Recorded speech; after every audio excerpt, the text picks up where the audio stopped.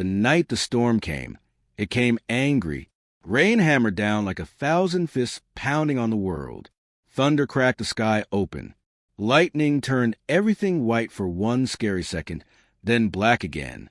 And in that darkness, someone was dying. But let's start with Kai.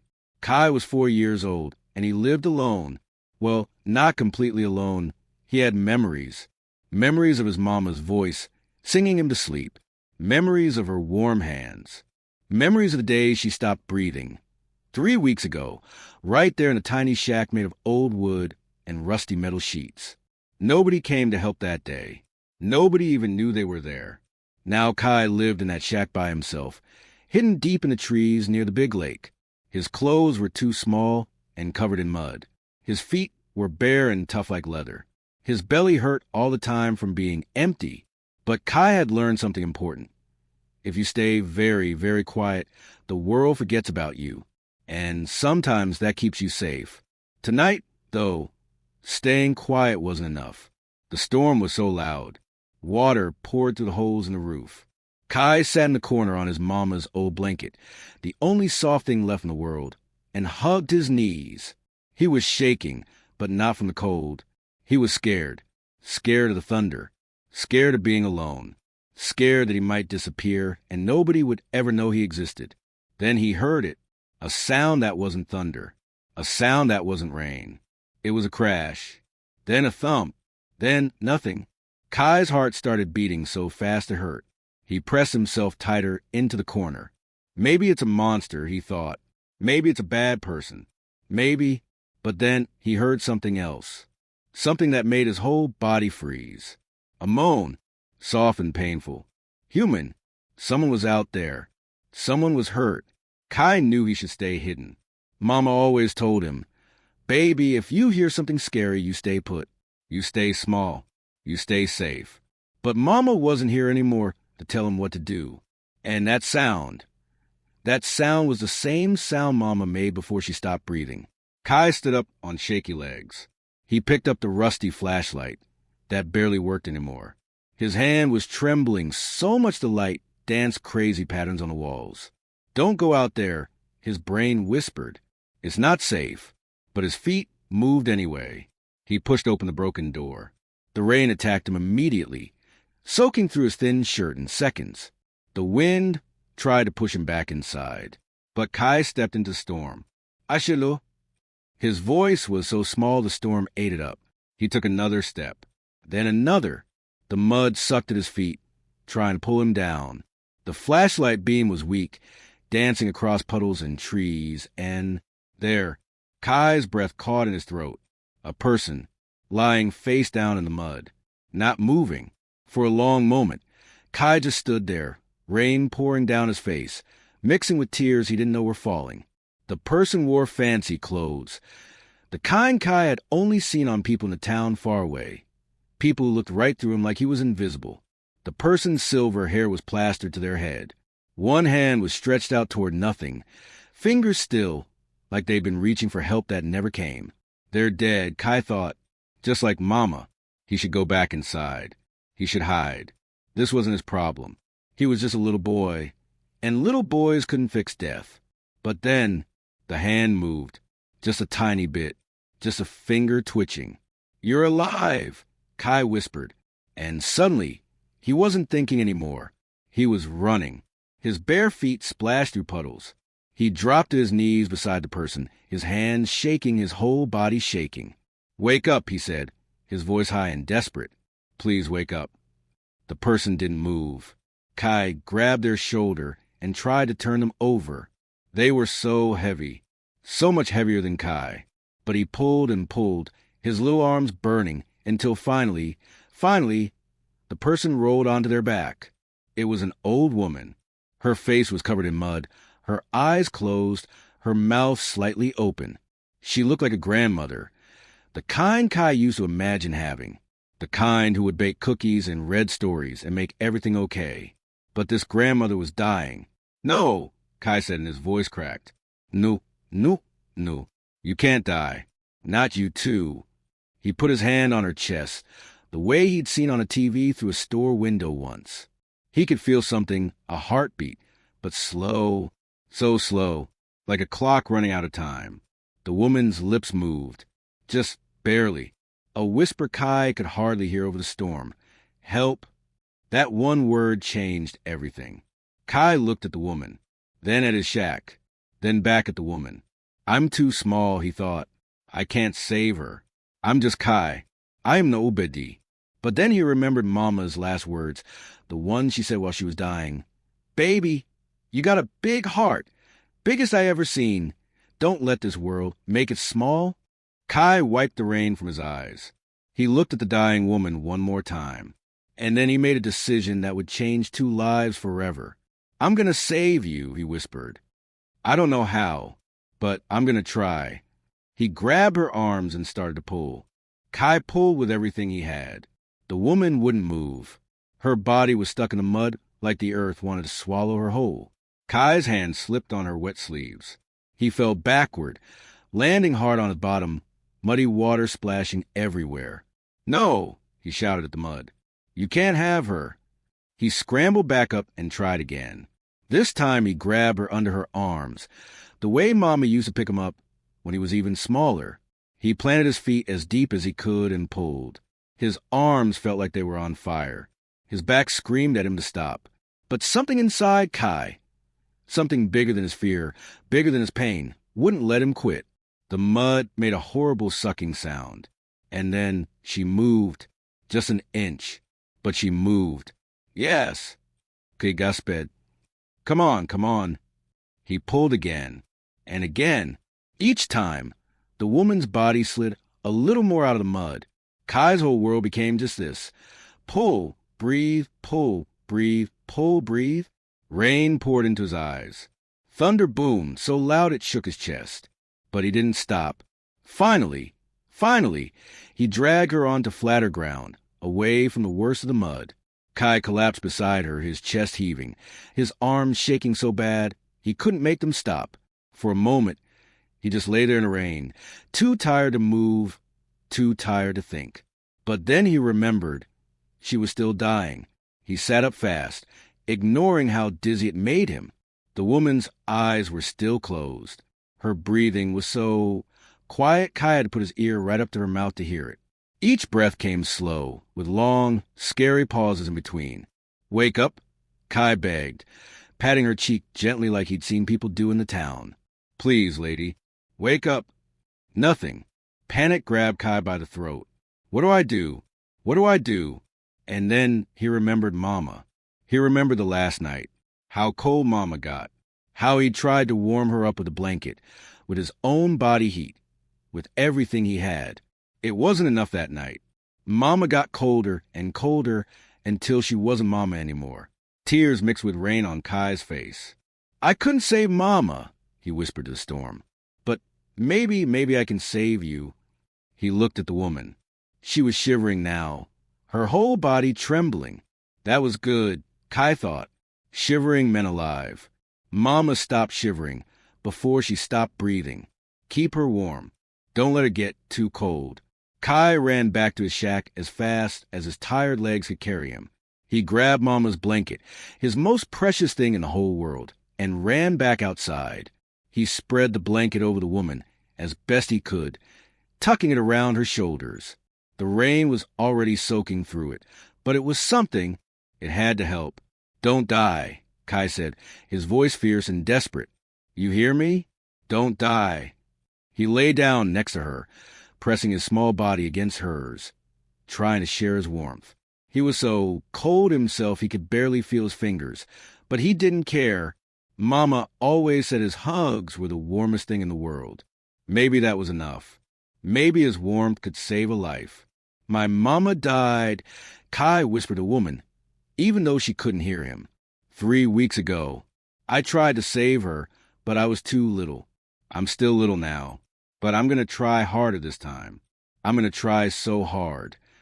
Minutes passed, or maybe hours. Time felt strange and stretchy in the storm. The woman's breathing changed. It got even slower. The pauses got longer. No, que sotet. He sat up and put both hands on her chest. No, you have to breathe. Breathe. He pushed down gently, the way his heart told him to. Once. Twice. He didn't know if he was doing it right, but he had to do something. Breathe, he cried. Please. And then, like a miracle, the woman gasped. A real breath. Her eyes fluttered but didn't open. Kai's heart leaped. Yes, that's it. Keep breathing. He kept his hands on her chest, feeling each breath, counting them in his head. 1, 2, 3. Each one was a victory. Each one meant she was still alive. But then Kai noticed something. The woman's fancy jacket had ridden up, and underneath, he saw a small blinking light attached to her belt. Red. Blinking in a pattern. Blink, blink, pause. Blink, blink, pause. Kai stared at it. He didn't know what it was. But something about that light seemed important. He touched it carefully. It was smooth and hard like plastic or metal. The light kept blinking, patient and steady, like it was waiting for something. Maybe it's magic, Kai thought. Maybe it called for help. He didn't know if that was true. But right then, Kai decided to believe it. Because believing in magic was better than believing this woman would die in his arms like Mama did. I got you, Kai whispered, lying back down beside her, the blanket over both of them now. Help is coming.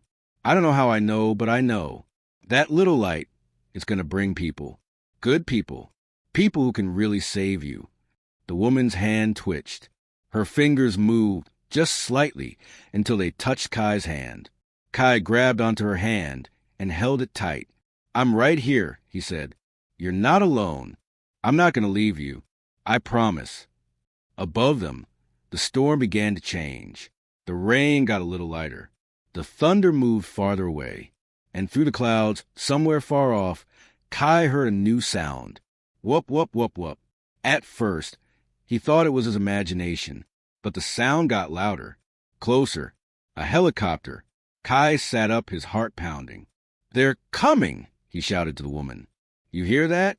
They're coming for you. A massive spotlight suddenly flooded the area, turning night into day. Kai squinted against the brightness, his hand still holding the woman's hand. The helicopter circled once, twice, then began to lower into the field near the lake. The wind from its blades flattened the grass and whipped the rain sideways. Men in dark uniforms jumped out before it even fully landed. They had boxes and lights and radios. They ran toward Kai and the woman, shouting words Kai couldn't understand over the noise. She's alive. Kai screamed at them. I kept her alive. Don't let her die. The first man reached them and dropped to his knees. He looked at the woman, then at Kai, then back at the woman. His face showed complete shock. Dear God, the man breathed. That's Sarah May. The Sarah May. Another man arrived with a big medical box. Pulses weak but steady. Core temperature is dangerously low. We need to move now. They worked fast, so fast Kai could barely follow. They wrapped the woman, Sarah May, in silver blankets that crinkled. They put tubes in her arm. They lifted her onto a flat board. And through it all, Kai held her hand. Kid, you need to let go, one of the men said, not unkindly. We have to get her to the hospital. No, Kai said. His voice was small but stubborn. I promised I wouldn't leave her. The men looked at each other. The first man, who seemed to be in charge, made a decision. Bring him too, he ordered. This boy saved her life. He stays with her. Strong hands lifted Kai up. He clutched Mama's wet blanket and kept his other hand wrapped around Sarah's fingers as they carried them both to the helicopter. As they lifted into the sky, Kai looked down at his little shack getting smaller and smaller below. Everything he knew disappearing into the darkness. But he wasn't scared. For the first time in 3 weeks, Kai wasn't alone. And neither was she. Sarah May woke up to the sound of beeping machines. Her eyes felt heavy, like they'd been closed for 100 years. Everything was white, white ceiling, white walls, white sheets. For a confused moment, she thought maybe she'd died and this was heaven. But heaven wouldn't smell like hospitals. And heaven wouldn't hurt this much. Mrs. May, a gentle voice, a nurse leaning over her with kind eyes. Can you hear me? You're in St. Catherine's Hospital. You're safe now. Safe. The word felt strange. Sarah tried to remember what happened. She'd been at the lake, at Emma's grave. Her daughter, her beautiful Emma, who died 5 years ago at only 32. Sarah went there every year on the anniversary, even though it broke her heart every single time. But this time, the storm. She slipped, hit her head, couldn't get up. The mud, the cold, the feeling of dying alone while the world moved on without her. How? Sarah's voice came out like broken glass. How am I alive? The nurse smiled, but it was a smile with secrets behind it. You want to hear this story from someone else. I'll get Dr. Martinez. 5 minutes later, a tall woman in a white coat entered. Behind her came 3 security guards and a man in an expensive suit, Sarah's lawyer, Robert. Sarah, Dr. Martinez said, sitting beside the bed, you nearly died. Your core temperature was critical. Another 20 minutes, and we wouldn't be having this conversation. Sarah nodded slowly. The tracker, my medical alert device. It brought you. Yes, the doctor said, but that's not what saved your life. Sarah frowned. I don't understand. Robert stepped forward. His eyes looked red, like he'd been crying. Robert never cried.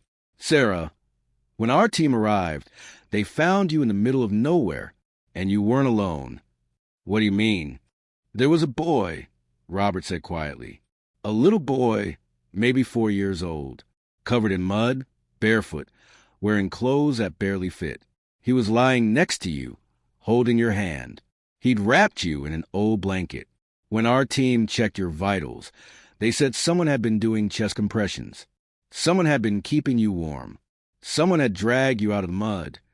Sarah's heart began to beat faster. The machines beeped louder. That boy, Robert continued, his voice thick with emotion, saved your life, with nothing but his bare hands and a blanket. Where is he? Sarah whispered. Where is this boy? Dr. Martinez gestured to the window, in the door. Through it, Sarah could see a small figure curled up on a chair in the hallway, wrapped in that same muddy blanket, fast asleep. He refused to leave, the nurse said softly. He said he promised you he wouldn't. We fed him, cleaned him up a bit, but he won't go anywhere. He just sits there, waiting for you to wake up. Sarah felt tears rolling down her cheeks before she even realized she was crying. Bring him in, she said.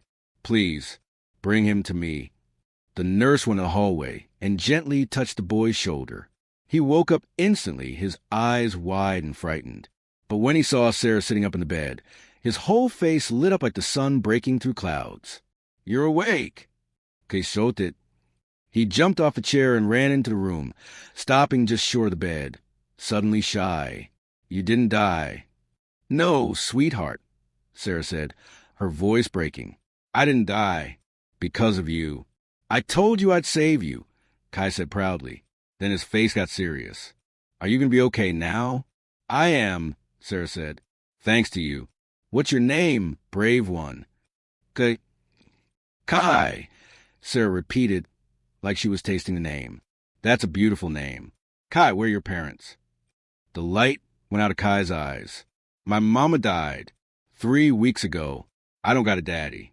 The room went silent. Sarah looked at Robert, then at the doctor, then back at this tiny boy who'd lost everything but still found the strength to save a stranger. Kai, Sarah said gently, would you like to come sit with me? Kai nodded and climbed carefully onto the bed. Sarah wrapped her arm around him, and he leaned against her like he'd been waiting his whole life for someone to hold him. You know what I think? Sarah whispered. I think your mama sent you to save me. I think she knew I needed you. Really? Kai looked up at her with huge, hopeful eyes. Really, Sarah said. And I think, if it's okay with you, I'd like to make sure you're never alone again. Over the next 3 days, Sarah made phone calls. A lot of phone calls. Robert arranged everything. Social workers came and went. Paperwork was signed. Sarah May, one of the richest women in the world, used every bit of her power and money for one purpose, to make sure Kai became her family. But that wasn't all. On the 4th day, Sarah called a press conference. News cameras from all over the world pointed at her. She stood at a microphone with Kai holding her hand, wearing new clothes that actually fit, his belly full for the first time in weeks. "My name is Sarah May," she began. "4 days ago, I nearly died. I was saved by a 4-year-old boy named Kai who had nothing. No home, no family, no food. Yet he gave me everything. He gave me my life back." Cameras flashed. Reporters leaned forward. "Today, I'm announcing the Kai Initiative," Sarah continued, her voice strong and clear. "A foundation dedicated to finding and helping homeless children around the world. Every child deserves what Kai gave me, a chance to live, a chance to matter, a chance to be seen." She looked down at Kai, who was staring at all the cameras with wide eyes. "This boy taught me that value isn't measured in dollars or buildings or bank accounts," Sarah said. "It's measured in courage, in kindness, in the choice to help someone even when you have nothing." Kai had every reason to hide from the world. Instead, he saved it. He saved me. Sarah knelt down so she was eye level with Kai. "And I promise you, Kai, for as long as I live, you will never be alone again. You're my family now. My hero. My son." Kai threw his arms around her neck and held on tight. The cameras captured it all. The billionaire and the homeless boy. 2 people who saved each other on the worst night of their lives. The next day, the story was everywhere. Every news channel, every newspaper, every website. People around the world cried, watching the video of Kai and Sarah. They donated millions to the Kai Initiative. They shared the story with everyone they knew. But the best part?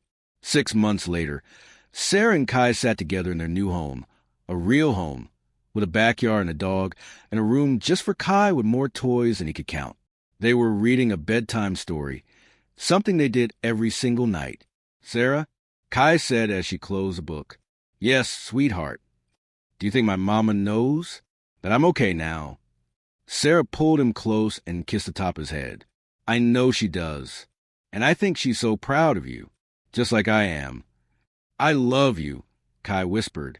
"I love you too," Sarah whispered back. "Forever and always." And somewhere in the space between earth and stars, maybe a mother smiled, because her boy, her brave, beautiful boy, had saved a life. And in return, he'd gotten his life back too. Did this story touch your heart? Did Kai's courage inspire you? Then don't keep it to yourself. Like this story if it made you feel something real. Share it with someone who needs to remember that one small act of kindness can change the world. Subscribe so you never miss another story about ordinary people doing extraordinary things. Because stories like Kai's remind us we're all capable of saving lives. We just have to be brave enough to try. What would you do if you found someone dying in a storm? Tell us in the comments below. Remember, you don't need money or power to be a hero. You just need a heart brave enough to care.